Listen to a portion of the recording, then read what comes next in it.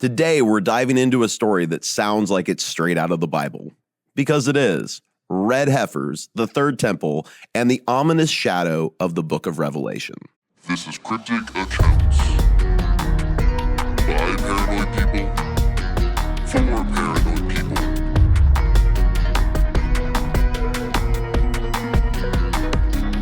Cryptic Accounts.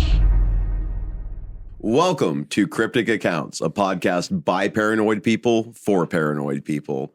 I'm your host, Patrick Ryan. The whole team's here. Dennis, Sam, Mike. What up, everybody? Hello. Hello. I got a fun one for you this week. We all know what's coming. Yeah. That's why it's an awkward intro. Yeah. This is going to be good. You want to jump right into it? I just want to kind of jump right into it. You ready to get going? Let's do it. Yep. So this isn't just an ancient prophecy. This is happening right now. So in 2023, a group of 5 red heifers from Texas were flown to Israel, sparking a frenzy of speculation among religious scholars, conspiracy theorists, and end-time watchers. Why? Because according to ancient Jewish tradition, these red heifers are the key to rebuilding the third temple in Jerusalem, an event that many believe will trigger the apocalypse. So grab your Bibles, your tinfoil hats, maybe a cup of coffee. This is Cryptic Accounts, and we're about to uncover the truth behind the red heifers, the third temple, and what it all means for the end of the world as we know it. So let's start with the basics. What's so special about a red cow?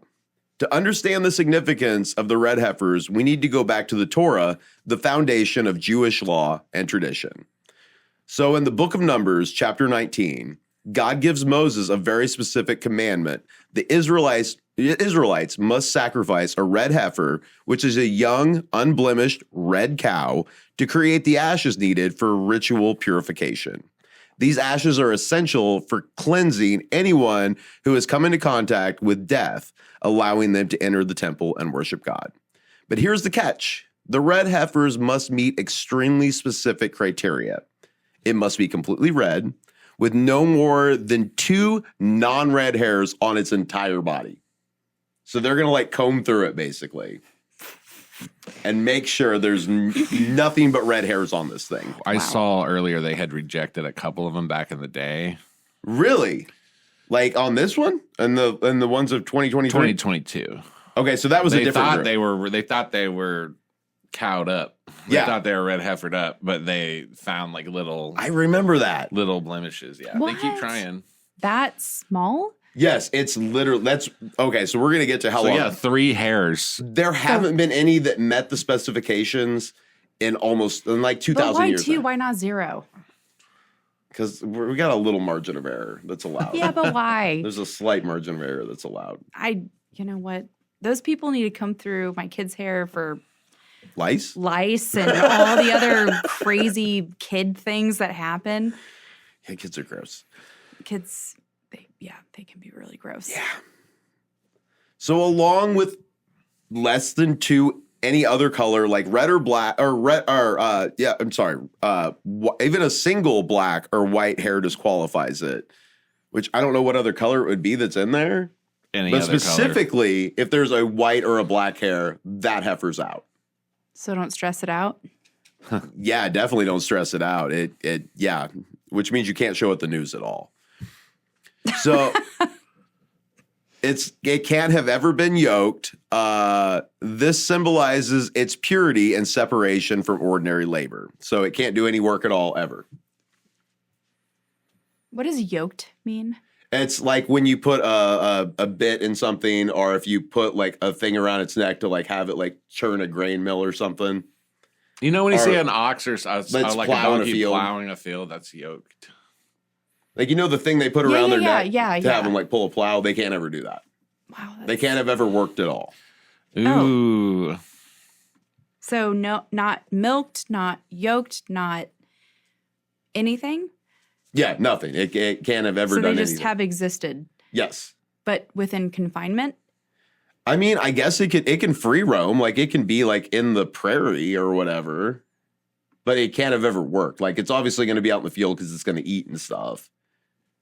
But like, it can't have ever been used for work.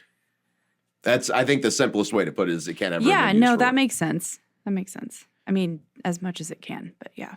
So it must be completely, perfectly unblemished with no scars, marks, or defects of any kind. So it can't have any scratch, like nothing on it. Like it has to be an absolute perfect shape.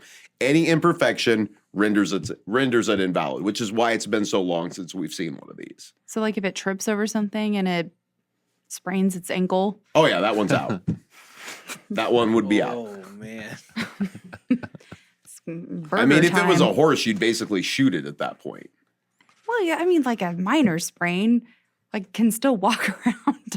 Well, yeah. I guess as long as like the skin didn't get punctured or anything, that I like feel like an internal damage. I feel like even then, if you knew, I feel like that would disqualify it. What about emotional damage? Well, What if the cows? I guess that would probably disqualify it. Cannot insult the cow. You can if its feelings are ever hurt, maybe it's out. Out. Burger time. That's that's basically what's going to happen with Yeah, it. that's Wow. sad. That's sad. That is a really high standard. Yeah, to it's live extremely up high to. standard, which is why we have not seen this in 2,000 years. So the ritual itself is equally precise. The red heifer is taken outside the camp and slaughtered. Its blood is then sprinkled towards the front of the tabernacle or the temple 7 times.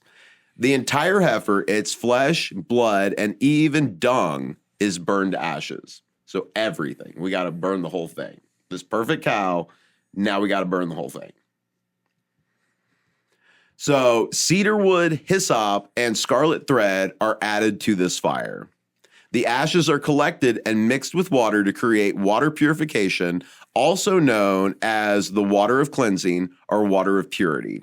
This is made from ashes of the red heifers, which was not only used to purify people, but also to cleanse temple tools, vessels, and objects that had become ritually impure.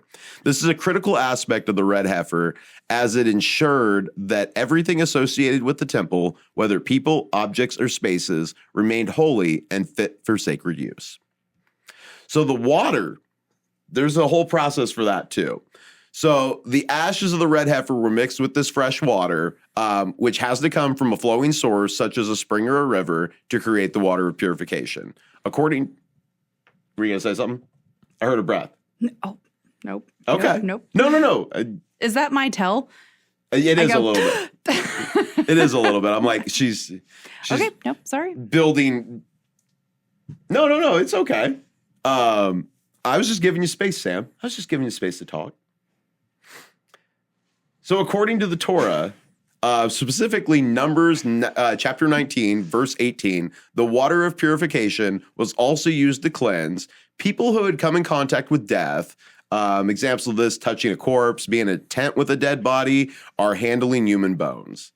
Objects that had to be that had become ritually impure, which included temple vessels. These are bowls, cups, utensils, anything used in sacrifices. Tools used in temple service, knives, shovels, and other implements also need to be purified. Furniture and sacred items within the temple also got to need to be purified. The purification process was essential because ritual impurity disqualified people and objects from participating in temple rituals. Without purification, the temple could not function as a holy space. So, how is it applied? So, we got this holy water. We've done it right now. The process of purifying objects was similar to that of purifying people. There was the sprinkling of water, which is a clean person, someone who was ritually pure, would take a bundle of hyssop, dip it in the water of purification, and sprinkle it on the impure object. For larger objects, the water was sprinkled directly. For smaller objects, they might even be immersed in the water. So then there's a waiting period. After being sprinkled or immersed, the object had to remain untouched for a specific period of time, usually until evening, to complete the purification process. Okay. Yeah, it's very specific. And this goes all the way back to Old Testament Torah. This matters because if for the third temple, which is where we'd be at, which I'm going to explain that further. If the third temple is rebuilt, which that's the thing we're waiting on right now, the water of purification will be essential not only for cleansing the priests and the people, but also for purifying all the tools, vessels, and furnishings used in the temple service, which will include the altar tools, like I said, knives, shovels, fire pans used for sacrifices, sacred vessels, so the menorah, the table for the showbread, and incense altar. Other objects, any item used in daily operations within the temple. So, without the ashes of a valid red heifer, none of these objects could be purified, rendering the temple inoperable. This is why the arrival of the red heifers from Texas in 2023 is so significant. It could be the first step towards restoring the temple's functionality. So the water of purification is more than just a ritual. It's a symbol of spiritual renewal and the restoration of holiness. In the context of the third temple and biblical prophecy, it represents the cleansing of the world in preparation for the messianic age. For Christians, this ties directly into the book of Revelation, where the temple plays a central role in the end-time narrative. For Jews, it's a sign of hope that the Messiah will soon come and restore the temple to its former glory. So we've kind of already alluded to it a little bit, but again, these things, these red heifers, extremely rare. Finding a red heifer that meets these criteria, nearly impossible. Like we've talked about, 2 hairs, like it's out. In fact, Jewish tradition holds that only 9 red heifers have ever actually existed in history. Dang. So for that meet that criteria? Yes. I was looking up how rare they are. I don't know if you're going to get into it, but Oh, I am. okay, yeah. I know you're going to go through the ones that have existed, but I didn't realize how they essentially only need one and they haven't been able to find it for decades and decades. No, it's been. I'm gonna get to when the last. I'll go ahead and say it now. We'll double back to it, but it was 70 AD was the last time one of these was. So I got sacrificed. a question: do they breed them for this reason, or do they just happen randomly? Well, at this point, and we're gonna get into a little bit more. They are trying to breed them for this reason. Wouldn't that defeat the purpose, though? Well, I mean, they've still got to pop out that way, and it hasn't been going well. But there is a group that's been trying to do this for a while. Yeah, but like if it's supposed to be some like supernatural occurrence, isn't trying to make it happen kind of defeating the purpose? Well, of even it? with them trying to make it happen, it hasn't been happening. True, but I mean, still. I mean, by trying, what I'm saying is it's just breeding them together, not genetically modifying them. Yeah, you get like a mostly red cow with another mostly Yes. red cow, and you try to make the perfect cow, but Yeah, they've been doing that for a while. that doesn't seem like a miracle to me. That just seems like genetics. Well, but it still hasn't been happening. So it is kind of a miracle that it is It's happening. eventually going to, and apparently it has. Yes. And we're still examining those cows. I mean, finding a red heifer that meets these criteria, again, nearly impossible. In fact, Jewish tradition holds that only, like I said, 9 have ever existed. Each one of those 9 were sacrificed by a high priest at critical moments in Israel's history. So we're going to go all the way back now. The very first one, sacrificed by Moses. The context here, during the Israelites' journey through the wilderness after the Exodus from Egypt, and this is circa 13th century BC. So this is 3,300 years and some change ago. This was the prototype for all future red heifer sacrifices. Moses performed the ritual to establish the laws of purification outlined in Numbers 19. The ashes of this heifer were used to cleanse the Israelites from impurity, particularly after contact with death. Here's the thing, and I don't know if how much of you have read the Old Testament. A lot of people touching dead stuff. And it became a thing that like God was like, you got to stop. Just stop touching the dead things. This is not good. What do you mean by dead things, though? Dead people, dead animals. Like, it wasn't like you killed something to eat it. It was like you found a corpse and you were like poking at it. That made you impure. Yeah, that's weird, though. That's Well, really people weird. were kind of dumb a few years ago. Why would you? And God had to be like, look, guys, stop touching the dead Stop stuff. touching dead It's bodies. going to make you sick. Stop it. You're They had to make impure- laws about it. You're impure just by like social standards. That's weird. Yes. Look, people didn't know any of this stuff. Now it's common sense to us, but they didn't. I mean, we just found out about germs, what, like 75 years ago? 100 years ago? How long has it been since germ theory came out? A few hundred years. It hasn't been that long since we knew what germs were. At least a couple hundred Yeah, years. but like No, it's not. It's not that long germs ago. are different than just like intentionally Dude, messing they were using with a like the dead same body. knives during surgery in World War One. 19th century, 1840s. Okay, 18. Is that far back that we knew about germs? I thought it was more recent. Well, I don't know. That's actually it's a topic I'm wanting to get into Are you going to do an episode on that at some point, Sam? on germs and the discovery of antibiotics. Yeah. Yeah. The early 19th century. Yeah. Okay. I mean, we so had to have it to have about 100 we had to years have it ago. to have vaccines. Yeah. about 100 years ago. Yeah. Yeah. Well, no. The 19th century was the 1800s. Oh yeah, you're right. So a So couple 150 years couple ago? hundred years ago. 100. Basic forms of germ theory were proposed by Fracastoro in 1546, expanded on by Marcus von Plinzek in 1762. I mean, it's been developing. Obviously, we didn't have microscopes and stuff back Yeah, then. I mean I think that's more what I'm thinking about when we confirmed. I think there Yeah. were theories about it, like, hey, when I take this knife and cut this guy open and then use that same bloody knife on somebody else, bad things happen. I think that's where it kind of started. Like, seems like we're not supposed to intermingle these things. Okay, so you go back 3,000 years and they're like, let's touch all the dead things. And God's like, stop it. Just stop doing that. That's why you're getting sick. So the second red heifer, so Moses sacrifices the first one, sets the standard for the whole thing. The second one was sacrificed by Ezra the scribe. This is after the Babylonian exile. So you got the first one at, 3,300? Or about 3,300 years ago? Yeah. It was 13th century. So, 3,300. 3,300 years ago. The next one doesn't happen until 516 BC. It's about 2,500. So about 800 years. Yeah, about 800 years between the first red heifer and the next one being ready, like needing to be used and being available. And this happened when the Jewish people returned to Jerusalem to rebuild the second temple in 516 BC. The ashes of this red heifer were used to purify the priests and the people, allowing them to rebuild and rededicate the temple. And this marked a new beginning for the Jewish people after decades of exile. Third red heifer, likely during early Second Temple period, possibly under the leadership of the high priest Simon the Just, Shimon Hatzadik. So I'm going to go with the pronunciation on that. Simon the Just was a revered figure during the early Second Temple period, circa 300 to 200 BC. So we got another 250 years between that one. This heifer ensured the continued ritual purity of the temple and its priests during a time of spiritual revival and stability.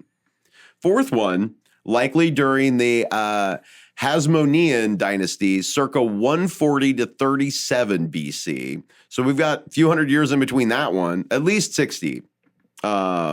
At least 60 years, 160 years. The Hasmoneans, who led the Maccabean revolt and established an independent Jewish state, were deeply involved in temple rituals. The heifer would have been used to maintain the sanctity of the temple during a period of political and religious upheaval, as the Jewish people fought for their independence. Fifth one, speeding up a little bit, we started seeing more of them. This was likely done during the reign of King Herod the Great. This is 37, somewhere between 37 and 4 BC. Herod extensively renovated and expanded the Second Temple, making it one of the most magnificent structures of the ancient world. The ashes of this heifer would have been used to purify the temple and its priests during Herod's massive construction project, ensuring the temple's sanctity despite Herod's controversial rule. And we could do a whole episode on Herod. Like, that dude was... The sixth red heifer, likely during the 1st century AD. So now we're going to fast forward 150 years, somewhere between 50 and 150 years. No. So go ahead and read this would have been around the lifetime of Jesus. Yes. 1st century AD, that would have been around the lifetime of Jesus. So at most like 60 years. Yeah, actually, you know what? You're right, because this happened likely under the high priest Caiaphas, which is actually mentioned in the gospel as being the high priest when Jesus walked the earth. And he was in power only until 36 AD. So either 3 years after or right around the time of the crucifixion. Likely, yes. Yeah. So this was a turbulent time in Jewish history, in their history, leading up to the Roman destruction of the Second Temple, which happened in 70 AD. So there's only been two ever, like actual full-on Jewish temples, and the last one we're coming up on, it's been 2,000 years. It's been 1,945 years at this point. The heifer would have been used to maintain, again, ritual purity during a time of growing tension between the Jewish people and the Roman authorities. The seventh red heifer, likely sacrificed during the final decades of the Second Temple. So it's really sped up here. Now we've got another one. This one's likely 66 to 70 AD, which is right before the temple gets destroyed. Seems like they kind of go nuts here towards the end of the temple. They start finding a lot of these. I mean, like, this is literally from... I mean, some people think Jesus was born 4 BC, and we have the calendar off by 4 years. Yeah. So it's theoretically 1, 2, 3, 4. They could have done 5 of these in like a 70-year span after going like centuries and centuries. Yeah, it does speed up right around that era. Yeah, like pretty significantly. Like half of them were all in that one lifetime. Well, and if you look at what was going on, and I mean, the temple and the Sadducees and the Pharisees, like, it's not that surprising that they would have needed to be purifying the temple more. Well, yeah. Especially with the Romans like rolling over the land. That's the other thing too, and I kind of wonder if maybe that's why they could have even kind of not had the same standards. Just they just needed to do it over and over. That, or they were just worried about everything, so they just kept doing it. Yeah. Because it was not a good time for the Jewish people during the Roman occupation. Well, yeah, and you don't know what their standards were, who like the inspecting people were. That's true too. Like, could have been a heifer with many flaws. You know what? If you actually know what was going on, then that wouldn't be surprising. If they're like, let's just slide another one through just for good measure, just in case. Well, yeah, they're sacrificing because they're suffering, and they're trying to. That's how they felt like they could make things better. Yeah.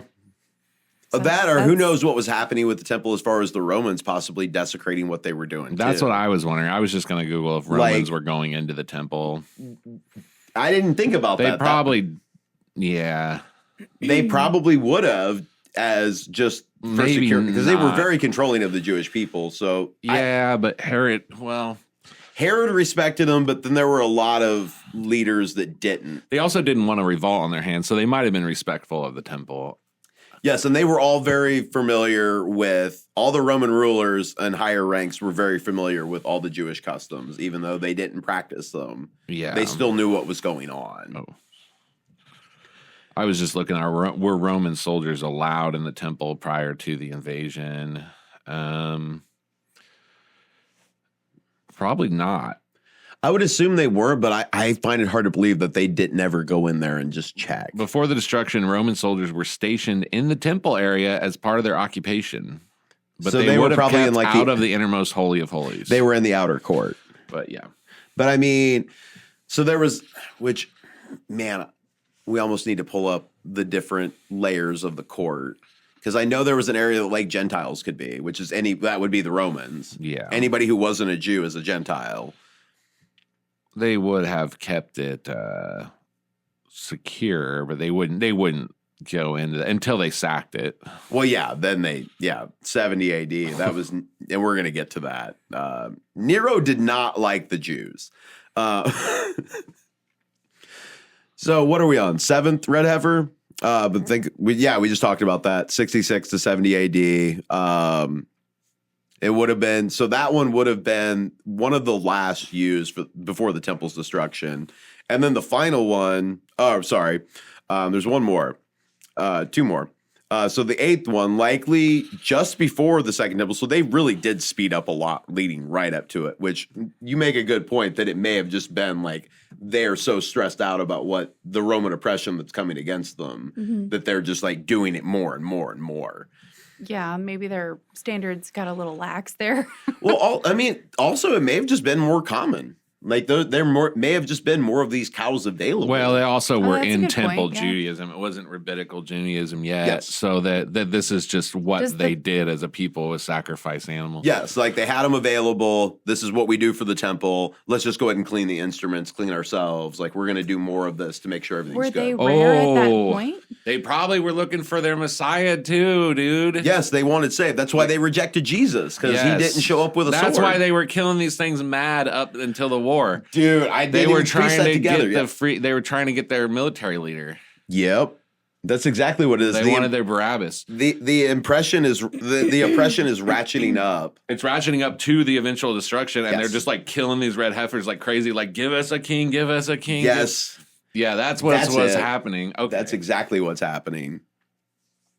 So 70 AD, right before the destruction, was the eighth heifer. The Roman siege of Jerusalem was underway. So this is when Rome's just taking over at this point. It's no longer we rule you, but we're kind of letting you do your own thing. At this point, they're coming in oppressing. And this heifer, the eighth one, would have marked the end of the temple area. Its ashes were last used for temple rituals before the Romans destroyed the second temple. So the ninth one, which is the last one that's happened, tradition holds that the ninth red heifer was sacrificed it must have been right before the temple. Like the Romans are coming in and they're trying to just get one more in. Like, come on, Messiah, show up. Like that's what we need to happen. This heifer's ashes, the ninth one, were preserved and used for ritual purification in years following the temple's destruction. But its sacrifice marked the end of the temple era. And you can look up, because I didn't catch this part. They kept those ashes for a long time, and they've continued to do things with it. I looked this up earlier. It said that you only need one, and it can last for generations and generations because it's a huge cow. Yes. If you've ever held an urn of a person, or I have an urn of my dog in my house. Oh yeah, it's a lot. It's a lot. You get a lot of dust. And you only need a tiny bit. So you could you're already mixing it with water. Yes. It's kind of like homeopathy. So you could probably keep your one ashed cow for, depending on how often you're purifying things, for Well, and I wish I would have centuries. known when they ran out. Like, I didn't think to look that up. Well, it probably was lost because after Rome destroyed the temple, you just have they moved from the Sadducees to the more rabbinical, Pharisee religion, and they changed the whole aspect of their religion from sacrifice to like just being a nice person. It's been like a completely different religion for the last 1900 Well, years. the Sadducees still exist. And that's part of why. And this is they're actually happening. very active with Trump right now, which I didn't include that in this But there's story. no temple. There's nowhere for them to practice their No. form of Judaism, and there hasn't been for 2,000 years. Oh, So, wait, so oh, they wait, probably haven't kept with all the oppression they had in Europe. It's probably was lost. Well, and we could do a whole episode on. So there's Sadducees and there's Pharisees, and the main difference between them that I know about is Sadducees do not believe in any type of angels, afterlife, anything, whereas Pharisees do. Both are very strict about Jewish law, but this is their main disagreement. They both hated Jesus together. That was the one thing they agreed on. Correct, because he was like a third way, and there was another sect. There were like the people who had their Dead Sea Scrolls and stuff. But like, Yes. my understanding is the Sadducees were the temple priests, so they were very much into temple Judaism, and the way we find salvation is through this political power and through these sacrifices. And the Pharisees are more where like the modern day rabbinical, we study this book, we're good people, we get rewarded for being good people. That was their major. Rabbinical's more, I feel like, what the Pharisees became. That's exactly what I Because just said. Pharisees don't really exist anymore, but Sadducees do. But Pharisees, neither one exists because they're neither one really exists because they're it's all part of like first century Judaism. And I'm not an expert here, but my understanding has always been that the Sadducees were concerned with the temple and the workings of the temple and the sacrifices, the blood sacrifices, and the Pharisees eventually became that line of Judaism eventually became the rabbinical.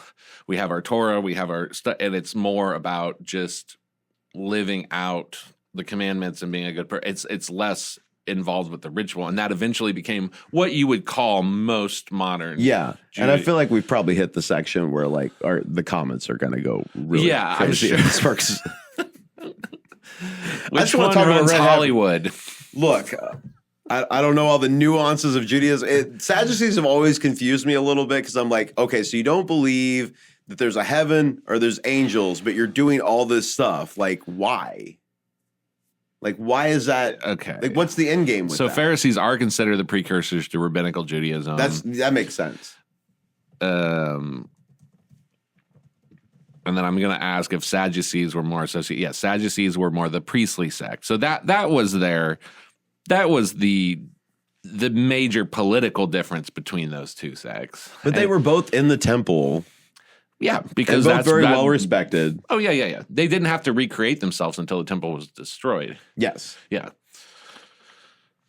So we talked about the 9th one. So the 10th, which is yet to happen, this is the one that the Jews believe at this point is going to bring the Messiah. Of course, I think they were hoping that with like the last 3 or 4. I'm sure.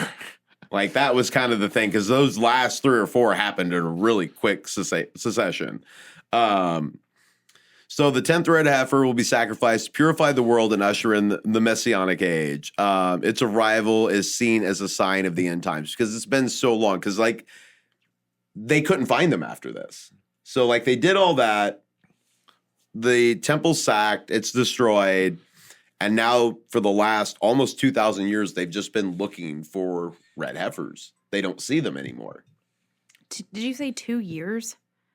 2,000 years. Oh, I was like, what? No. 1900 like, and some change at this point. 1900 and yeah. I mean, okay, all right, wow. So that's why this is so significant. This arrival of these 5 red heifers in Texas in 2023. It's reignited interest in this ancient tradition. Wait, are they all perfect? They're being examined, but yeah, so far they've all been considered perfect. They're sitting in Israel right now. And we're going to get into how they got there and all that. But yeah, at this point, there's still 5. 5 got sent 2 years ago. And they have a time window on. They can only get so old, too. That's the other facet to this. They have to be sacrificed. If they age out, they're no good. What is it? Around 3. It's around 3 years old. Did they have to buy them? So we're going to get into that. No, they were actually sent there. There's a group of people that are actually actively trying to make this happen. So there's no like financial transaction that happened at all. Not really. They are funded. And we're going to get into who funds them and everything. But no, you could think of it like almost a charity as far as the way they operate. Like they're a group of ranchers that are trying to bring this about. It's like when your Baptist church from Fort Worth goes to Ghana to build a school or a well, except for you're raising red heifers to usher in the Messianic age. It's like it's charity. Well, then you get back into like that's being. I mean, you and I have talked about this before. Like nobody knows when the end times are. Oh no, I mean the Bible. The end times. Like if you're talking about when you say end times, like as far as biblically it talks about no man knows the day or the hour that Jesus is going to show back up. Right. Like that's a whole different thing. But that doesn't mean you won't know you're in the end times. That's true. When you're in them. Yes. You just don't know when he's going to pop up. Yes. That's a very good point. You don't know his moment. You'll have to know you're in the end times to reject the mark of the beast. Yes. Yeah. Exactly. And we're going there too. We're going there too. So the question still remains, are these 5 heifers truly red heifers that are the precursor for something even greater? So the 10th red heifer, like I said, is said to be sacrificed. I don't know if I actually said this yet. According to Jewish tradition and what they believe, the Messiah himself is going to sacrifice this red heifer. Oh, well then They think their Messiah is going to show up. Okay, so that and means the temple's going to be built. It's going to be ready to go, or getting ready to get ready to go. It's going to be sacrificed. Whoever their Messiah is, because they don't believe it's Jesus. so that means this group, the Temple Institute, does that mean they think they found the Messiah? No, we're going to get into them. How long do cows live? Because it's about how long they have till they figure out who their Messiah is, right? Well, it's not so much that. It's not how long they live, because it's a 3-year period. It's not, it can't be an old red heifer. So It can't be too young either. No, it's just in that 3-year window. Mm-hmm. It could be a year and a half old, and it's still it's available for sacrifice. Very weirdly specific. It's 3 years you can sacrifice that to do this ritualistic. Have you ever noticed that religion and fairy tales often reference the number 3 and 7 over and over and over again? God references the number 3 and 7. That's a very biblical thing, actually. Well, it goes down like They're it's prime numbers. They're prime numbers. I don't know. But it's They like are prime in numbers. every like it is a religion, common, 12, every- 7, 3. There are 6. Yeah. I mean, it's like 3 bears, 7 dwarves. Like it's always like there is like 7 knights. numerology. Yeah. It's just that's really interesting. Oh, to we me. could do an episode at some point on just numerology and the weird ways that. Yeah, goes. sounds like a good topic that. for an episode. I agree. That one will take a lot of turns, and we'll have to dial it in to stay under like 10 hours. I mean, there is like the 7 days of creation. Yep. There's also 7 dwarves. Yeah, God's numbers are 3 and 7. It's Biblically, symbolic of divine order and Yes. Why harmony. is 6 evil? That's the number of man. It's not actually evil. It's the number of man. That's a common misconception. It's actually the number of man. I don't know what that means, but That's just the number that's allotted to man. Can you explain it any better than that? No. I mean, that biblically, I mean- I don't know why it's that. It's the mark of the beast. It is the mark of the beast, but that's actually, if you dig into that, That's, even that's further, adding up someone's name into a number, I believe. the mark of the beast gets even weirder. We might do a short episode at some point on that, because that's fascinating on what that actually comes out to in Hebrew and the way that actually looks in Aramaic, I would assume. Yeah, go ahead. I was just, which is the weird thing that Some Muslims actually Bibles- wear on their forehead. Some Bibles say Um, 616. Yes. Yeah. Dude, we might do a whole mark of the beast episode at some point. I personally think The there's farther straight you go up. down that rabbit hole, the weirder it gets. I personally believe there's just like straight up numerology in parts of the Bible. So I don't know. 6 could be somewhat dirty because it's like a counterfeit 7. I don't know. I don't know because it's like less than 7. You know I what I'm actually saying? like that. I actually like that as just an idea. I don't know. wait. I'm not even sure if 6 is considered a bad number. I just know that 666 It's is just the considered number a of bad man. number. Yeah. It's gotten misconstrued as being evil. It actually doesn't mean anything evil necessarily. It is the number of man. Right. And I would have to dig deeper to explain that further. I just know Humanity's created on the 6th day. and I think that's probably where it comes. You know what? That's And actually the mark of the beast is 666, in contrast to 7, which is seen as divine. It's in contrast to 7, and it's because we were created on the first day. well on the ultimately- 6th day. I mean, ultimately, the mark of the beast is it's a thing of pride and belief in just humanity, which kind of, when you look at it that way, kind of makes sense. If you consider 7 perfect, 6 is just like short of imperfect. Yes. Yeah. Okay. Yeah, but 6 is even and 7 is odd, and that just hurts my brain. I have no idea. It just is that way, I guess. I look forward to the comment section of this episode, honestly. I mean, I really hope some theologians really just nail me to the wall on this, because there's so much here. Like, this would be There's a lot going on here. I mean, this isn't this would like be a 5-hour show at a minimum if we took all these different paths down all these different and we things. should probably say at some point, this is not like a mainstream Judaism thing to like kill these red heifers. Like this is like a specific sect of people. Like Well, as far as like 21st century. Well, most of them aren't doing anything. Most of them don't really believe anything at this point. That's the comment section. That's the one that's going to get you, buddy. But what I'm saying is like it's the difference between the Sadducees and the Pharisees. Most of them went down the Pharisee road. They don't believe in blood sacrifices anymore. They just don't believe in it. So like this isn't like all the Jews in the world are like find the heifer. Like, no, yeah. This is a very particular belief. Just like a lot of Jewish people aren't Zionist. That's true. Yeah.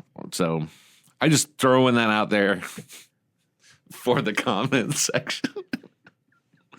I'll take the flack on this one. It's fine. No, it's good. No, I welcome the comments. I enjoy reading them, even the negative ones. If you can cite your sources and explain to me all this, I will appreciate it. We may do a follow-up episode on it. Like I'm down for that. Hit up the comments. If they kill section. one of these cows. Oh, if they kill one of these cows, we're doing a follow-up. Everybody needs to get ready. 4. Oh, we're gonna get to that. I'm saving my comments on that to the end. I'm still setting up. Dennis knows. So I like to build. I don't know if you've started seeing this in the way I put episodes together. I like to build. I like to create a narrative and a story, and then it just gets more and more and more. So we're getting to that. We are getting to that. I like to ask questions. I know, and I'm fine with that. And I will redirect it to. I do spoil it, and then we'll go back to it a little bit. But no, we're gonna get to this. I'm gonna tie it all together. I'm setting things up right now. I'm still setting a table right now. So like I said, 2023, 5 red heifers, Texas, flown to Israel, created just global headlines. These cows raised by the Christian evangelical group called the Temple Institute. So doubling back to who's doing this, we're getting to it right now, are said to meet the biblical requirements. The breeding program. So the Temple Institute has spent decades and millions of dollars breeding red heifers, using advanced genetic techniques to ensure they meet the strict criteria. And still, they've been doing this for decades, and they're just now finally got 5. After decades. Why is progress a crazy idea? I thought you liked progress. I do like progress. I'm saying it's not surprising. Well, we're getting there, but it took this long to do it. It's wild to try to genetically engineer the apocalypse, dude. I mean, that is basically what they're doing. That is what they're doing. No, you're right. That is exactly what they're doing. Well, then you should automatically understand that that's not going to work. It is if you believe there's a God who's actually directing this and allowing it to happen. Because it hasn't worked for decades. Okay, so now we believe in a God that's directing things and allowing things to happen. Yes. Okay.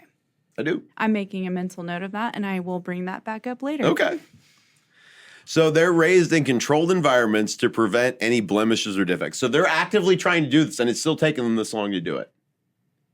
Mm-hmm. Like, even with their best efforts, they couldn't make it happen immediately. It's taken time. Yeah. So, the controversy. Many Orthodox Jews are skeptical, arguing that only the Messiah can bring the 10th red heifer. Others see this as a sign that the Messianic age is near. But why now? And what does this have to do with the third temple?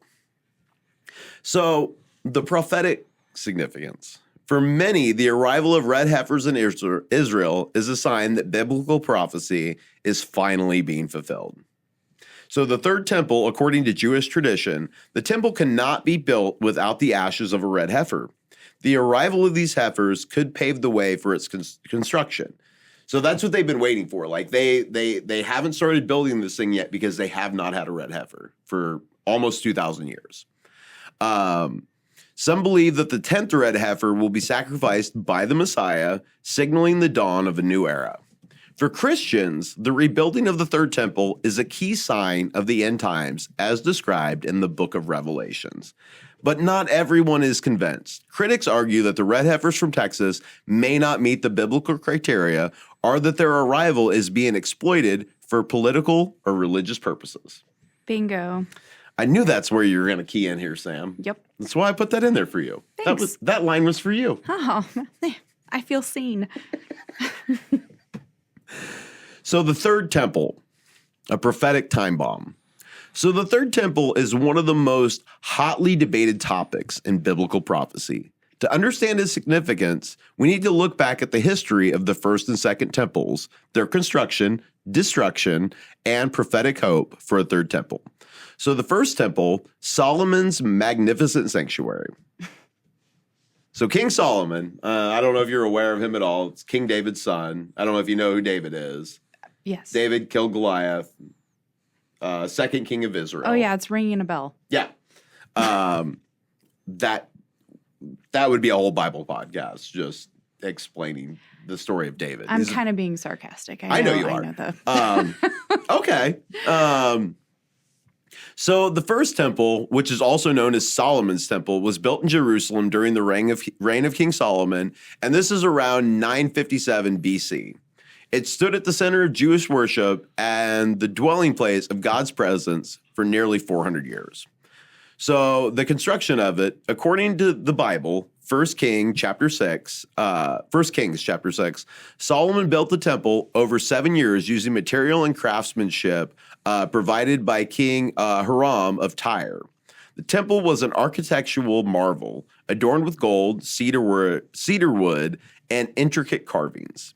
The first temple housed the Ark of the Covenant, which going back to, man, what episode was that, Dennis, where we did Ark of Covenant and the Ark of number? Gabriel?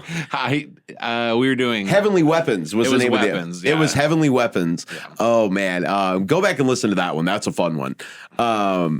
So the first temple housed the Ark of the Covenant in its innermost chamber, the Holy of Holies. It was the focal point of Jewish religious life, where sacrifices, prayers, and festivals were conducted. In 586 BC, the Babylonians, led by King Nebuchadnezzar, destroyed the first temple during their conquest of Jerusalem. This event marked the beginning of the Babylonian exile, a period of profound loss and spiritual crisis for the Jewish people. So after 70 years of exile, the Jewish people returned to Jerusalem and began rebuilding the temple under the leadership of Zerubbabel, a descendant of King David, and the high priest Joshua. So then we have the Edict of Cyrus. In 538 BC, the Persian king Cyrus the Great conquered Babylon and issued a decree allowing the Jewish exiles to return to Jerusalem and rebuild their temple. This decree, recorded in the Bible, Ezra chapter 1, verses 1 through 4, was a fulfillment of prophecy, because it had been prophesied, you're going to get to return, you're going to get to do all this again. So that's the thing when you look back at the Torah, Old Testament, whatever you want to call it, people are calling this out way in advance, that these things are going to happen, and then it does happen. They're going to find another red cow. Yeah, they did find another red cow. 9 of them. Well, 4 at that point, 5 at that point, 6. I'm gonna have to go back and count. We're at 536 BC. So how many do we need? Yeah, so This would have been interesting. We need how that would many? have been the third one, wouldn't it? Have No, second. it would have been the second. That because Yeah, the well, first that temple makes got sense. that makes Yeah. sense. The first temple got destroyed. Everything had been fine, Yeah. and then it gets destroyed. They And start sacrificing. And again, these do last generation. So yes. So in 536 BC, the foundation of the second temple was laid, but construction was halted due to opposition from local inhabitants, including the Samaritans. So 520 BC, the prophets of Haggai and Zechariah urged the people to resume the construction, emphasizing the importance of rebuilding the temple as a symbol of God's presence. 516 BC, the second temple was completed and dedicated, and this was exactly 70 years after the destruction of the first temple, fulfilling the prophecy of Jeremiah in Jeremiah 25, verses 11 and 12. So exactly sevens again. We're doing sevens again. Yep.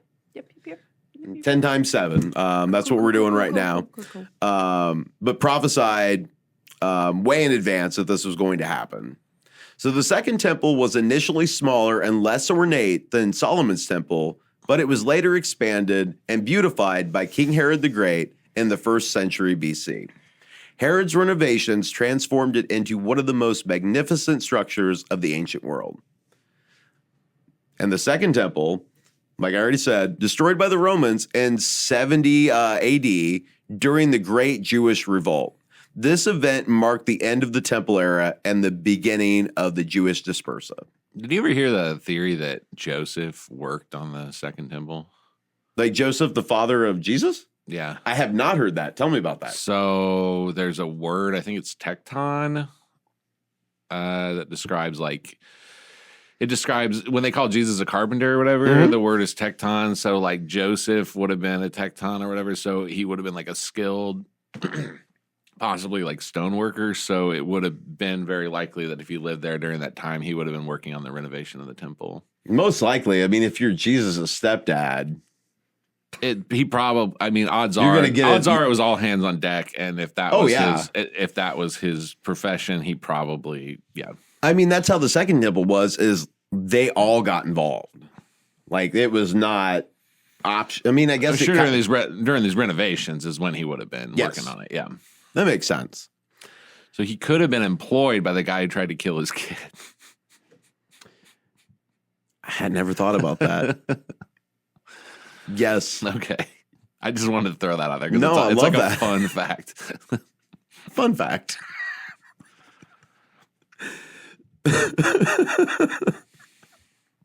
That's an interesting fact. I appreciate that.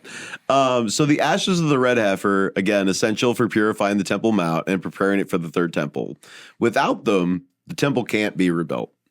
So the red heifer, again, sacrificed outside the temple, and its ashes mixed with water to recreate create the water of purification. This water is then used to cleanse the Temple Mount and its priests. So the second temple was made possible by the ashes of the second red heifer sacrificed by Ezra. Similarly, the rebuilding of the third temple would require the ashes of a valid red heifer to purify the site and its priests. So again, arrival of these red heifers from Texas in 2023 has reignited hope that this third temple could soon be rebuilt. And if these heifers are indeed valid, they could be used to perform that red heifer ritual, clearing the way for construction of the temple. Okay. I was just looking this up. This says some of them believe that the temple has to be built first. I have seen that. There does seem to be some kind of debate on whether that needs to happen first, and these red heifers need to wait for that, or if you do that and then you start consecrating. I do know they already have like all the tools and everything ready. They just need to be consecrated. Right. Like they've already, like all the small things have already been made and they're ready. So, in how many religious texts does this reference? Like, does the red heifer, like, because I know in the Quran, isn't there a yellow heifer? Ooh, I'm not. Yes, but I don't know that that's the same thing. Like the Quran and The yellow heifer, yeah. Islam is not related to what's going on with the Jews. Those are two separate things. I need to read the they Quran. This says the yellow heifer in the Quran was used to identify a murderer. Oh, jeez. Oh. No, That's a whole other thing. so Islam and Judaism split from a very similar point, which is Father Abraham. There was Father Abraham's illegitimate son who happened through his maidservant, which is Ishmael. Yes? Ishmael, right? I remember that? Yeah. Yeah. And then, Jacob and Ishmael. Yeah. yes. But even then, Ishmael is the father of the Arabs, but they were pagans for a long time. Yes. Yeah, I mean, and we'd have to do another episode. I'm not well researched enough in the exact history of Islam. Muslims, Again, okay. this comment section is already going to be a Muslims a themselves- minefield for me No, as it I is. just- Muslims themselves trace themselves back to Ishmael and Yes. and trace the Jews back to his brother Jacob. But Islam, from like a secular perspective, or from like a Christian, or even like a Christian perspective, is probably actually kind of more related to like Gnostic Christianity and like some ideas that were floating around out in that region at the time, because they do accept Jesus as like a Messiah figure and all this. They just don't. Well, the Quran talks about how he was a prophet and like a holy man, and the Quran admits that he ascended to heaven. And he's going to come back at the end to judge everybody. They just don't accept him as a Who, Messiah. according to the Quran. Jesus.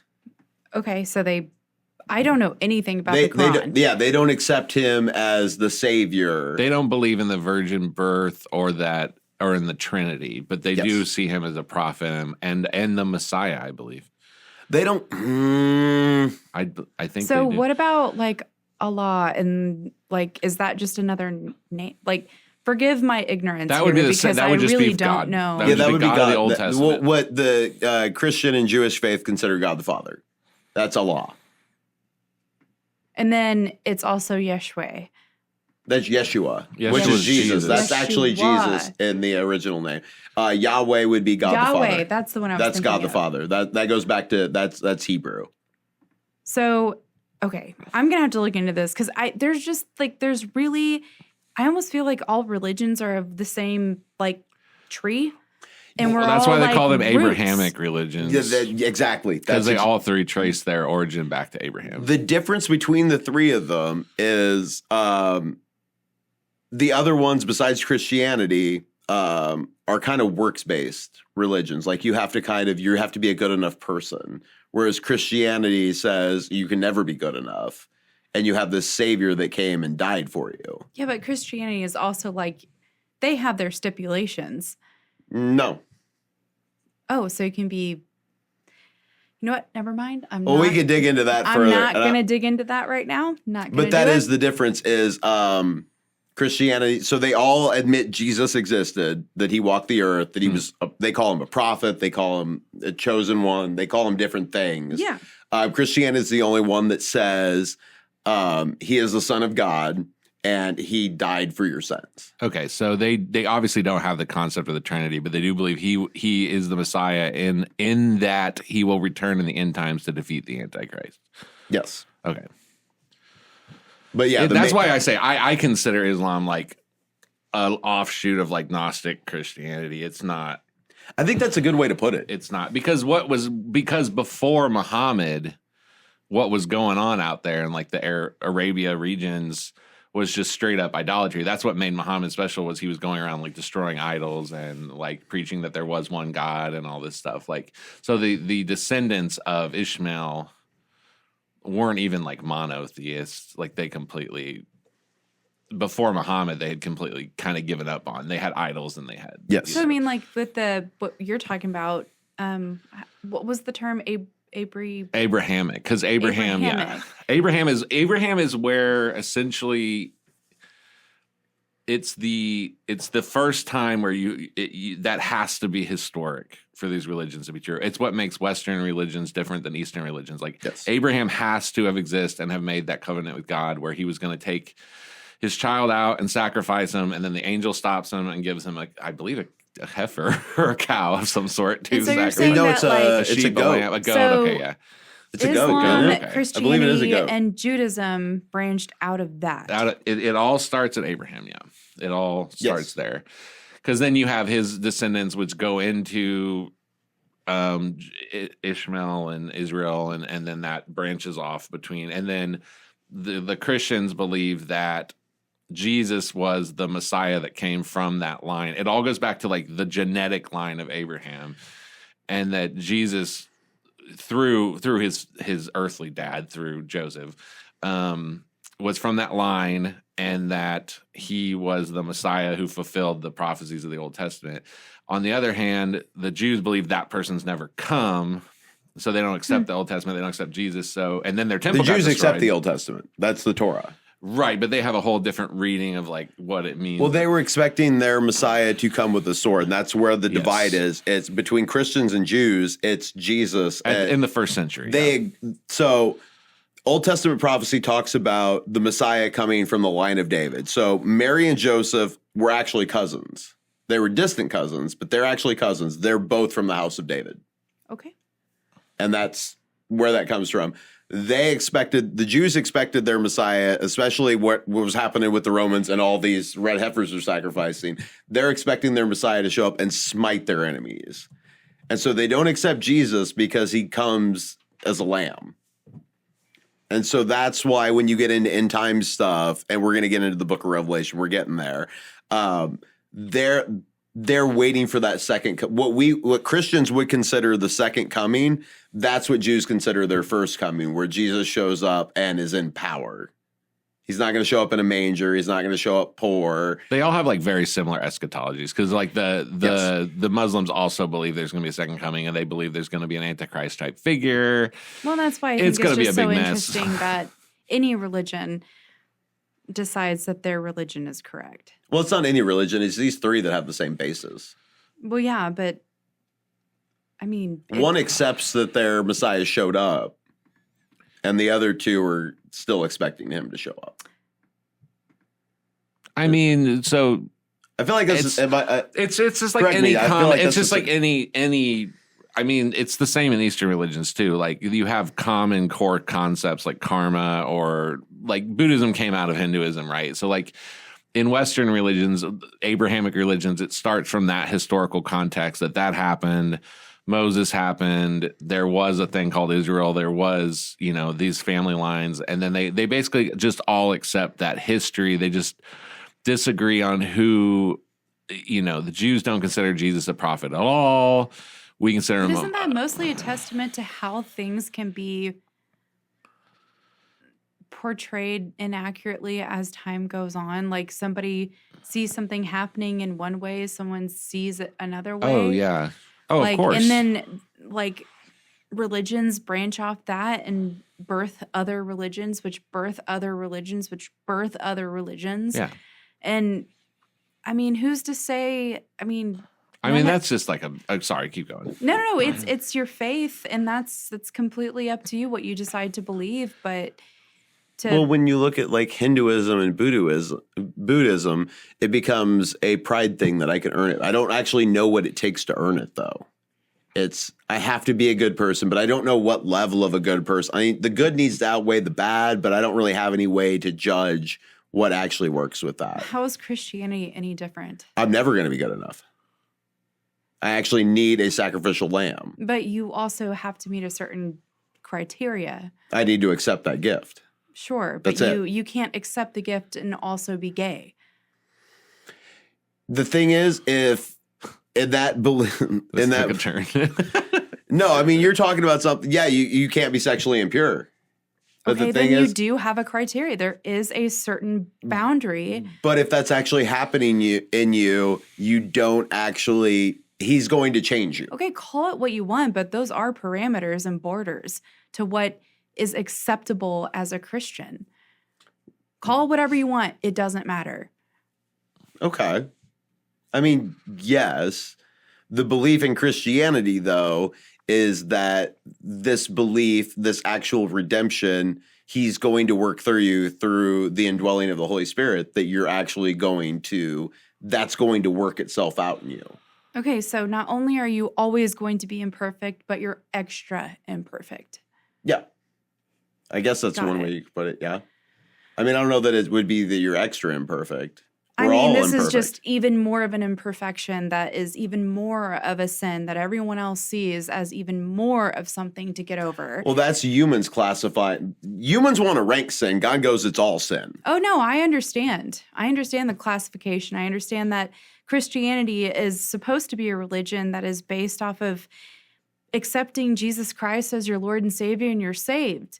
Yes. And that should be it. However, if you have in your heart that you love somebody of your same gender, or there's something wrong with you according to what everyone else believes, then my sin or that person's sin is much greater than Joe's sin over there sitting in the first pew that watches pornography every night. No, the thing is, I don't care about any of that. The way the Bible actually talks about it, though, and the way it actually works, is if you are actually saved and you have actually accepted Christ as your Savior, the Holy Spirit then indwells you, and he's going to work those things out. He's going to be calling you out on that. If again, it's a heart matter. If you actually read the New Testament and the Bible, it's heart matters. It's what's going on inside of you. Yeah, I agree with that. So, but it also, there is some level of, if you love your sin, more than you're willing to pursue God, did you ever really have that? And no man can actually judge that, I think, is the big takeaway from that. As the easiest way. Like, I can't decide whether you're actually saved, whether you've actually accepted that. Like, that's a between you and God thing. It's not actually my job to judge. Like, it's my job to, if you're proclaiming to be a Christian, to call you out on that, just like you should call me out on that. Like, Sure. that's what that is, I think, is the easiest way. I don't know. Does that make sense? No, it does make sense. I mean, we've had many conversations about this. Many. Yes. Oh, most definitely. So I can buckle down and get down deeper in this, but I'm not going to, because that's not what this episode is supposed to be about. No, it's all about red heifers in the third temple. Look, you're I know it the one. sounds like some of this is. I just want to hop in. I don't want to get in the middle of this, but like, I know it sounds like some of this might be like preaching, Sam, but like we're just explaining like the historical where this comes from in the belief right now. Yes. Like, we're not trying right now to just be like, you have to believe that this will be the end of the world. You know what I'm saying? Like, we're just telling like the story. I just hope that's not how you're feeling. Like, when I hope you're not feeling like when I'm explaining like, oh, this comes from this or that. I hope don't think I'm like trying to like convert you right now. You know what I'm saying? Like, does that make sense? Yeah. Yeah. No, I don't. Yeah. I don't feel like that at all. Okay. So the third, let's just Reset. dive back in. No. I want to keep it going because we're getting. You know how I like to build an episode. We're getting to the juicier part. It's just getting juicier and juicier. Mikey's been suspiciously quiet. He has been. Are you okay over there, Mikey? Yeah, I'm just following along. I just think of the South Park episode. They have like a whole, Kyle the Ginger and like the redheaded cow thing. Oh yeah, I was looking that up before that. Yeah, Here, I'll go ahead. To Sam's point, also great South Park, the Atheist Alliance versus the Alliance of Atheists. They battle each other over what's real atheism. It's always going to come down to that. What's real, what's not, that sort of thing. Yeah. And I mean, I'm just presenting historically. Yeah, I dig it, man.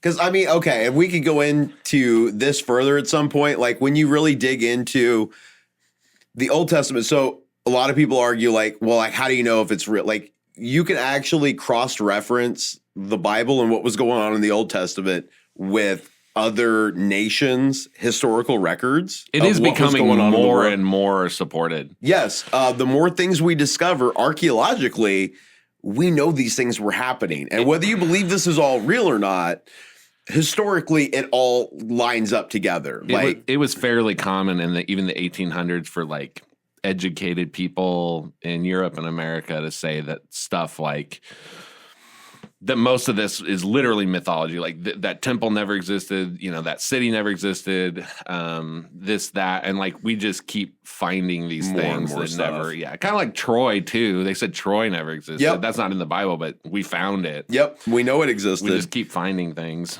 And that was something outside of the Bible. Yeah, you're right. That historically we believed existed. And for a long time, people were like, no, that never happened. Well, the smart people, the intellectual elite want to believe everything touching on religion is mythology. Yep. But we keep finding, I mean, they just found, I believe this year or late last year, they found a first century, I mean, I'm talking like 40 AD. They found an amulet on somebody, on a dead body in like Europe that had New Testament scripture on it.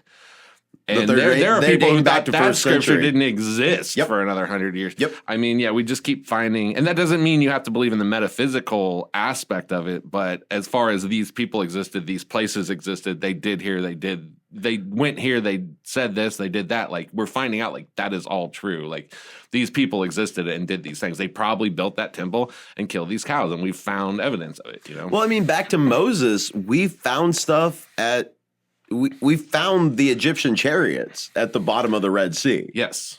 Like, and that just happened in the last couple of years, too. And there's, like, rock that's been blasted into glass. Yep. Yes, yeah. Like, it's weird. The further time goes on, the more and more historical archaeological records come out that are like, oh, so that story was real. That was a real, that makes sense that happened. Like, we found the Egyptian chariots, all kinds of wheels, and what would have been chariots from that time period. that Weapons and yes, weapons, everything that relates to the Egyptians, we found that at the bottom of the Red Sea. So the rebuilding of the third temple is not just historical or religious issue, it's a prophetic imperative. So the prophets, going back to the Old Testament, Ezekiel, Zechariah, and Daniel all speak of a future temple that will be rebuilt in Jerusalem.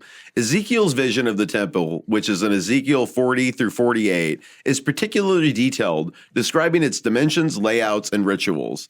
The Messianic age, many Jews believe that the third temple will be built by the Messiah, ushering in an era of peace and divine presence. So the Christian eschatology, for Christians, the rebuilding of the third temple is a key sign of the end times as described in the book of Revelations. The temple is seen as the stage for the final battle between good and evil, culminating in the return of Jesus Christ. So, for Christians, the rebuilding of the third temple is a key sign of the end times. So we're going to get into the book of Revelation now. The final book of the New Testament, it provides a vivid and often cryptic blueprint for the events leading up to the return of Jesus Christ. The third temple plays a central role in this narrative, and its rebuilding is seen as a precursor to the final battle between good and evil. So the book of Revelation describes a temple in Jerusalem that will be central to the events of the end times, and here's how it fits into the broader narrative. So the temple and the two witnesses, which is Revelation chapter 11, verses 1 through 14, measuring the temple. In Revelation 11, John, who was an apostle of Christ, he was one of like the three core guys. Like of the 12 apostles, John's one of the three that Jesus takes off on their own. Like he's like the tight homie. So he's told to measure, quote, and Revelation, to measure the temple of God and the altar and to count the worshipers and to count the worshipers there. So this is the third temple that he's dealing with. So this act symbolizes God's protection for his people during the tribulation. So two prophets, there's two witnesses. The two prophets will preach in Jerusalem for 1,260 days, according to Revelation, which is about 3.5 years. They will perform miracles, call down plagues, and confront the Antichrist. Now, the identity of the two witnesses described in Revelation 11 has been subject of intense speculation for centuries now. While many interpretations point to Moses and Elijah, or Enoch and Elijah.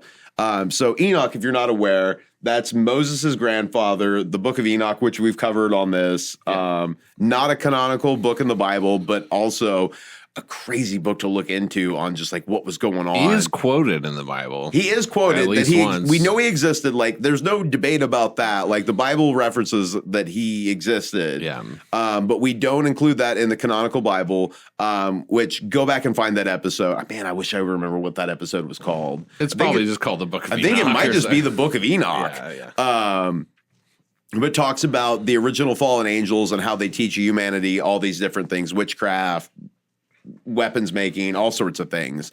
So many interpretations, again, point to Moses and Elijah, or Enoch and Elijah, as the two witnesses that are going to appear at the end times. Some theologians and biblical scholars suggest that one of the witnesses could actually be the Apostle John himself, who is the writer of Revelation. Okay. Have you heard this, Dennis? No. Do you know where I'm about to go with this? No? No. Oh, buddy, let's do this.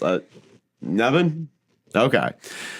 So, in the Gospel of John chapter 21, verses 20 through 23, Jesus makes a puzzling statement about the Apostle John. So here's the passage. Peter, who's another apostle, asks Jesus about John's fate. And Jesus responds, quote, "If I want him to remain alive until I return, what is that to you? You must follow me." So some people think this is kind of a misunderstanding. So the statement led to a widespread belief among early Christians that John would not die before Jesus returns. The gospel writer even himself, so John wrote the book of John, he clarifies Jesus didn't actually say that he wouldn't die, but ambiguity has kind of persisted. This passage has led some to speculate that John might have a special role to play in the end times, possibly as one of those two witnesses that the book of Revelations, which John wrote, describes. So several factors make John a compelling candidate for one of the two witnesses. One, he was the beloved disciple. John was known as the disciple whom Jesus loved, John 13:23, and he had a unique closeness to Christ. This intimacy could make him a powerful witness during the tribulation. John is traditionally also believed to be the author of the book of Revelation, which is pretty well agreed on, which describes those two witnesses. If anyone would understand this role, it would be John. According to early Christian tradition, John faced multiple attempts on his life, all of which he miraculously survived. He's the only one, I think, that didn't get... You are right, and we're going to get to Okay. that in just a second, because, he is the only one that we don't know how he died. The most famous attempt on John's life, which is documented not biblically, this is just in other historical records, occurred during the reign of the Roman Emperor Domitian, which is roughly 81 to 96 AD. John was arrested for preaching the gospel and sentenced to death by being boiled in a cauldron of oil. Tradition holds that John emerged from that. So this happened in the Colosseum. This is in Rome. Right. Where they fed people lions, gladiators, all that stuff. They throw John in a vat of boiling oil, and he pops out just completely unharmed, much to the astonishment of his executioners. And this event is said to have taken place at the Latin Gate in Rome and is commemorated, or I guess it was the Latin Gate. Sorry, I think I'd say Colosseum. I don't know. Which but it's commemorated in some Christian traditions as the Feast of St. John at the Latin Gate. Also, another tradition claims that John was given a poison chalice to drink, but he blessed the cup and the poison was neutralized.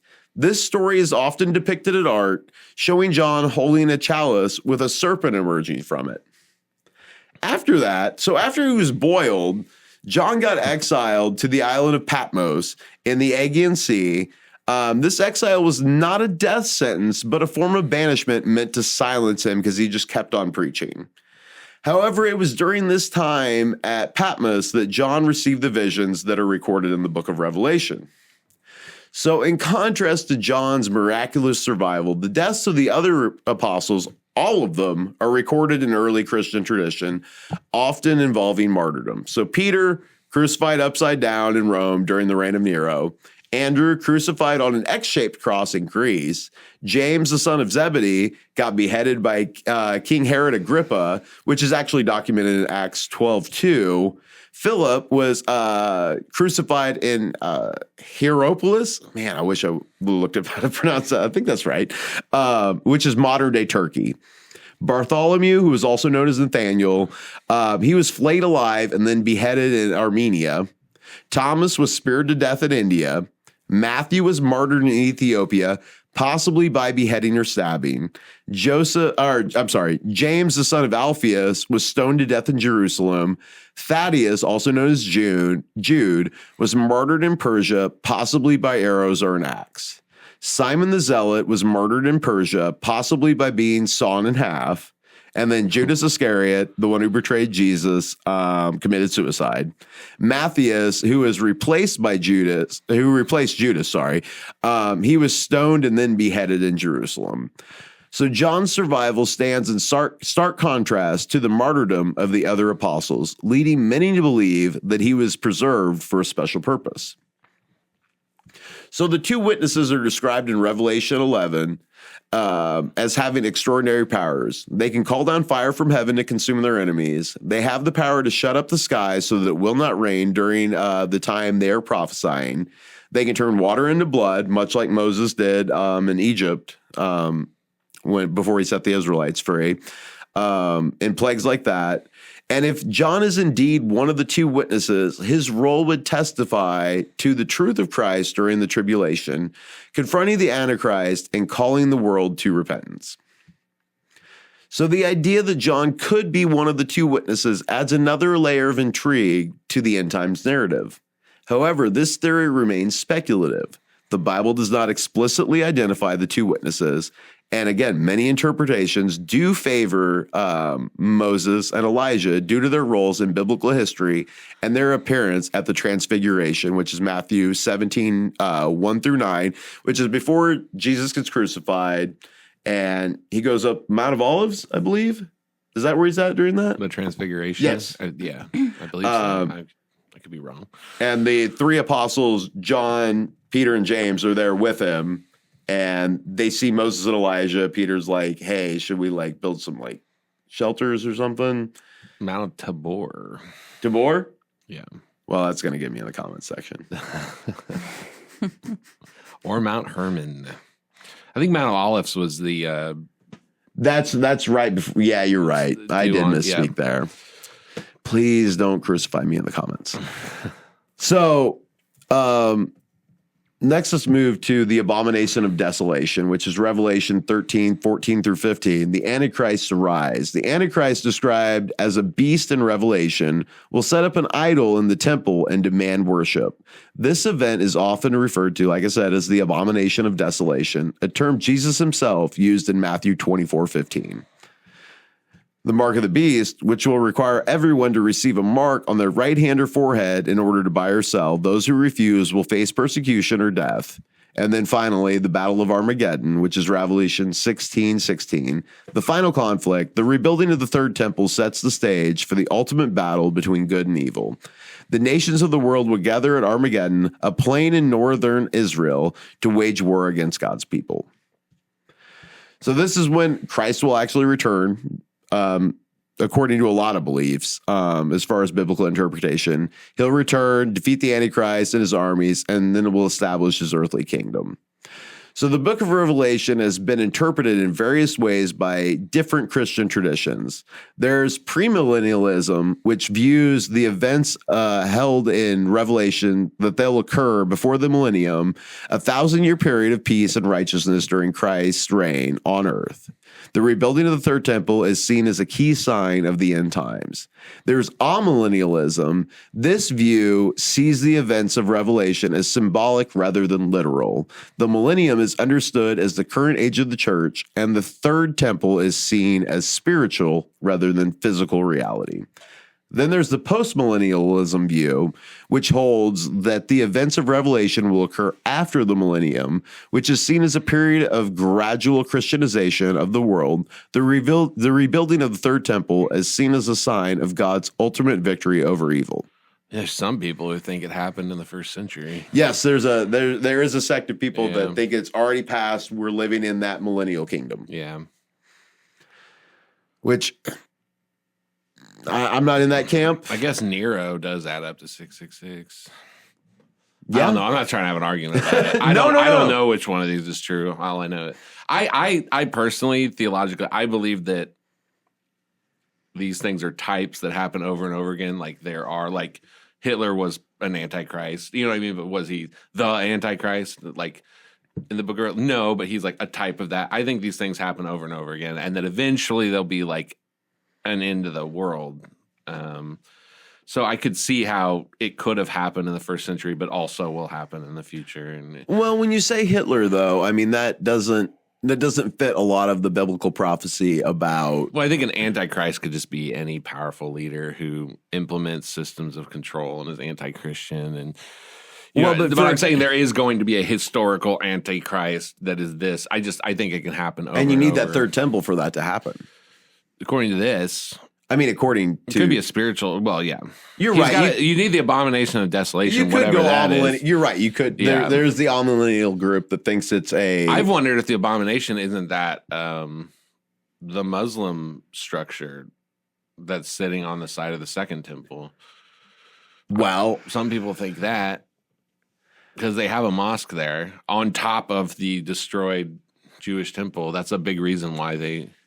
Well, in the symbolism, what they wear on their forehead, that banner. I've seen that. Yes. It looks a lot. It looks a lot like the Greek for the It's like a flipped upside down version of what that. I believe you're right. Greek is the mark of the beast. Yeah. I don't necessarily believe that, but I think it's intriguing. I mean, I just don't know. No, I do think it's interesting all the different ways you can read it, though, for sure. Well, I mean, that's the thing. The book of Revelation is definitely one that's one of the only books in the Bible that I feel like we don't have a clear, like, understanding of it. Yeah. Like, it's one that's very encrypted. Oh, for sure. As the only reason we have a clear understanding of the other ones is because they happened. That's true. At the time when Elijah, or whoever was preaching, like, it probably was equally as opaque and hard. Oh, yeah. Hard to interpret until it happened. Then you say, "Oh, look," So we'll know when it happens. Oh, I mean, that you can look at most of the Old Testament like that. I feel like that. Yeah, when it was being written. Oh, Jesus prophesied that the temple would be destroyed within their lifetimes, and then it happened. Yeah, and nobody really listened. Well, and he meant that on a dual level because he was talking about himself as well. Yeah, like that was definitely. But yeah, there's definitely hindsight's 2020 on a lot of this. Yeah. So the book of Revelation, not just a prophecy of doom, it's a message of hope. It reminds us that no matter how dark the world may seem, God is in control and his ultimate victory is assured. So this rebuilding of the third temple, the arrival of the red heifers, and the events described in Revelations are all part of a larger narrative, a story of redemption, restoration, and triumph over good and evil. But the rebuilding of the third temple isn't just a religious issue. It's a geopolitical powder keg when you look at it. So you got the Temple Mount. I was going to ask, do they believe it has to be there? Yes. Oh, well, that's probably not going to happen anytime soon. Well, I mean, well, we got a lot of stuff going on. That really will be World War III. I mean, that's, yeah. Okay. All right. Which is, I didn't know that part of this. Yes. They do believe that's where it needs to be. Yeah, because that's where I mean, that's where the second one was, and that's where they think the third one needs to be, which is why, and we're going to get into this. I'll let you roll. Well, that's going to be the end of the world, regardless of whether you believe. Well, I mean, it kind of seems like, given there's been conflict in that region for a long time, but if we're ramping up right now, like, it kind of seems like we are. Or at least a big war. Yeah. Yes. Okay, keep going. So, like, Temple Mount, one of the most contested pieces of real estate on earth. It's sacred to the Jews, the Muslims, and the Christians. And any attempt to rebuild the temple there would likely spark a global conflict, like you were saying. So the Islamic opposition, the Dome of the Rock, which is what's up there now, is a symbol of Islamic heritage, and many Muslims view the rebuilding of the temple as an attack on their faith. Israeli politics, while some Israeli politicians support the temple movement, others fear it could destabilize the region and provoke a war. Christian evangelicals, particularly in the United States, are some of the most vocal supporters of the Third Temple. Many believe that rebuilding the Third Temple will hasten the return of Jesus Christ. So groups like the Temple Institute, which created the Red Heifers, receive significant funding from evangelical Christians who see the Red Heifers and the Third Temple as a sign of biblical prophecy being fulfilled. Some U.S. politicians have openly supported the temple movement, viewing it as part of God's plan for Israel and the world. Yikes. So what does the arrival of red heifers in Israel mean for the world? For many, the red heifers are a clear sign that biblical prophecy is being fulfilled. The rebuilding of the third temple could be the next step. Others, the Temple Mount is a flashpoint for religious and political tensions, and rebuilding the temple could ignite a global conflict, fulfilling the prophecies of Revelations. And whether you believe in biblical prophecy or not, the red heifers in the Third Temple movement are a reminder that we live in uncertain times. The stakes are high, and the world is watching. So listen, the red heifers are here, the Third Temple possibly on the horizon, and the book of Revelation is closer than ever to being fulfilled. Whether you see this as divine prophecy or a dangerous delusion, one thing is clear: the world is changing and the stakes have never been higher. One thing we know: Jesus walked the earth. There's more historical proof of him outside of the Bible than there is that Julius Caesar ever existed. And everyone needs to closely examine these things and make a decision about who Jesus actually was. Is he Lord, liar, or a lunatic? So as always, stay vigilant, stay skeptical, and keep questioning everything. I'm Patrick Ryan. This has been Cryptic Accounts. And remember, the truth isn't just out there. It's written in the stars and maybe in the ashes of a red heifer.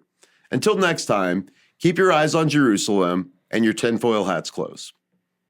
Cryptic Accounts is a fan-funded show brought to you by you. Please visit crypticaccounts.com to find out how you can help support the show. Your hosts are Patrick Ryan, Dennis Cheney, and Sam Roach. The show is produced by, and the theme music is written by, Michael Kruger at Birdseye Music. We thank you for listening, sharing, commenting, and subscribing. We'll see you next week. Stay paranoid.